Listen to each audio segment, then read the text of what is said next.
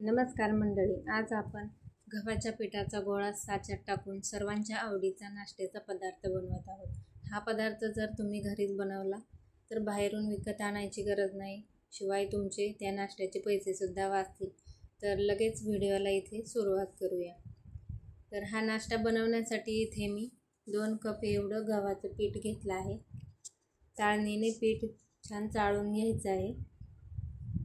नंतर याच्यात चवीपुरतं मीठ घालायचं आहे आणि थोडं थोडं पाणी घालून आपल्याला ही कणिक घट्टसर अशी मळून घ्यायची आहे. जास्त पातळ ठेवायची नाही व जास्त घट्टही ठेवायची नाही. तर पाहू शकता इथे माझं कणिक मळून झालेलं आहे. नंतर आपल्याला नाश्त्यासाठी दुसरी तयारी करून घ्यायची आहे. तोपर्यंत ही कणिक साईडला ठेवून द्यायची आहे. कणिक वरून वाळू नये यासाठी थोडंसं तेल लावलं आहे. आता झाकण ठेवून द्यायचं आहे. नंतर आपल्याला इथे काही मी थोड्या भाज्या घेतल्या आहेत, त्या आपल्याला कट करून घ्यायच्या आहेत.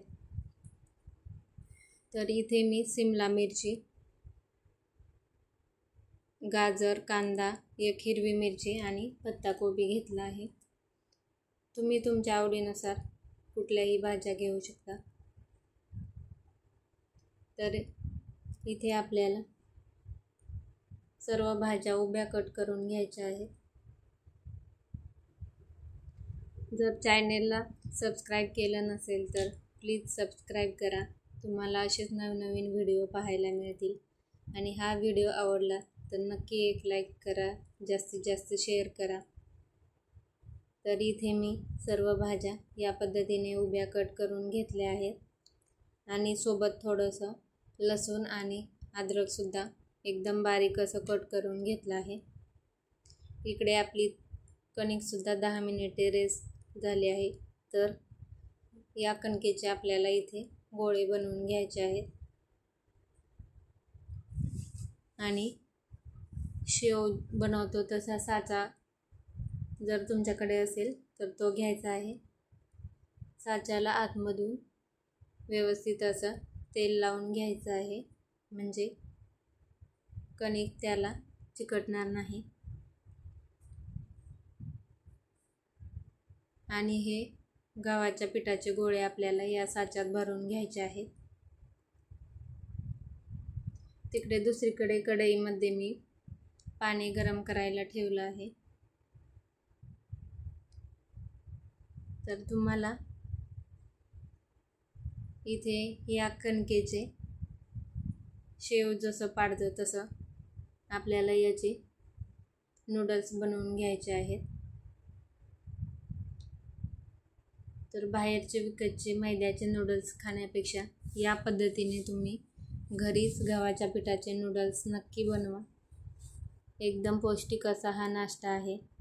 लहान मुलांना बाहेरची मॅगी देण्यापेक्षा या पद्धतीने घरीच बनवून दिलेलं केव्हाही चांगलं. तर कढईमध्ये मी पाणी, मीठ, चवीपुरतं मीठ आणि 2-3 तेलाचे थेंब घातले होते. तेल घातल्यामुळे हे नूडल्स एकमेकांना चिकटत नाही. गॅस मिडियम ठेवायचा आहे आणि या पद्धतीने नूडल्स पाडून तुम्हाला जेवढे लांबीचे नूडल्स हवे आहेत तेवढे तुम्ही कट करून घेऊ शकता.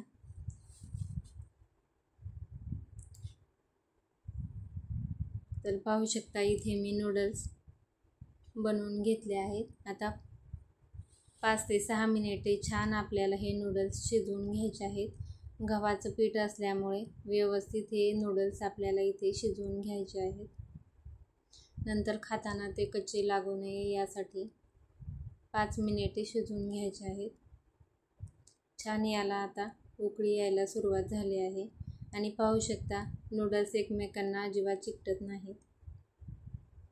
इथे नूडल्सची पहिली बॅच शिजवून झाली आहे. ती मी दुसऱ्या चाळणीमध्ये काढून घेत आहे व अशाच पद्धतीने राहिलेले सुद्धा नूडल्स मी इथे बनवून घेत आहे. नंतर चाळणीमध्ये गरम नूडल्स आहेत त्याच्यावर आपल्याला थंड पाणी टाकायचं आहे. थंड पाणी टाकल्यामुळे ते एकमेकांना अजिबात चिकटणार नाही. व नंतर आपल्याला आता याचे नूडल्स लगेच बनवून घ्यायचे आहेत. तर पाहू शकता तुम्ही, एकही नूडल्स एकमेकांना चिकटले गेले नाहीत, एकदम सुट्टे सुट्टे झाले आहेत. तर कढई गरम झाली आहे, त्याच्यात थोडंसं तेल घातलं आहे. जास्त तेलसुद्धा घालायचं गरज नाही, फक्त इथे मी 1 चमचाभर तेल घातलं आहे. त्याच्यात चॉप केलेलं अद्रक आणि लसूण घातलं आहे.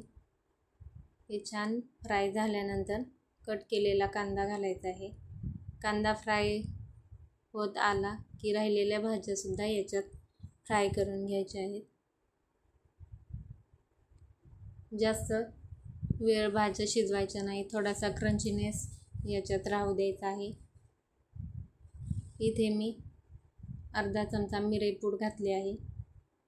एकदा छान मिक्स करून घेतलं आहे आणि याच्यात मी आता सॉसेस घालत आहे. तर इथे मी soya sauce, red chilli sauce आणि थोडंसं टोमॅटो केचप घातलं आहे. रेड चिली सॉस तिखट असल्यामुळे मी याच्यात वरून तिखट घालणार नाही, तुम्हाला घालायचं असेल तर घालू शकता. सर्व छान मिक्स करून घेतलं आहे. नंतर याच्यात मी काळं मीठ घातलं आहे आणि थोडंसं साधं मीठसुद्धा घातलं आहे. लक्षात ठेवा, मीठ भाज्या परतत असताना घालायचं नाही, नंतर भाज्या परतून झाल्यानंतर घालायचं आहे, कारण सुरुवातीला घातल्या तर भाज्या जास्त शिजल्या जातील. नूडल्समध्ये थोडा क्रंची भाज्या छान लागतात आणि नूडल्स घालून एकदम हलक्या हाताने हे आपल्याला मिक्स करून घ्यायचं आहे. जास्त जोर लावून जर तुम्ही परतलं तर नूडल्स तुटू शकतात, यासाठी हळूच हे मिक्स करून घ्यायचं आहे. आणि चटपटीत असे आपले हे नूडल्स बनवून तयार आहेत. व्हिडिओ कसा वाटला नक्की मला कमेंट्सद्वारे कळवा आणि व्हिडिओ जरासुद्धा आवडला असेल तर व्हिडिओला लाईक करा, जास्तीत जास्त शेअर करा आणि चॅनेलला सबस्क्राईब करा. इथे मी प्लेटमध्ये नूडल्स काढून घेतले आहेत आणि पाहू शकता एकदम छान चटपटीत असे हे नूडल्स बनवून तयार झाले आहेत. तर बाहेरचे नूडल्स खाण्यापेक्षा या पद्धतीने गव्हाच्या पिठाचे नक्की तुम्हीसुद्धा बनवून पहा. भेटूया अशाच एका नवीन व्हिडिओसोबत. धन्यवाद.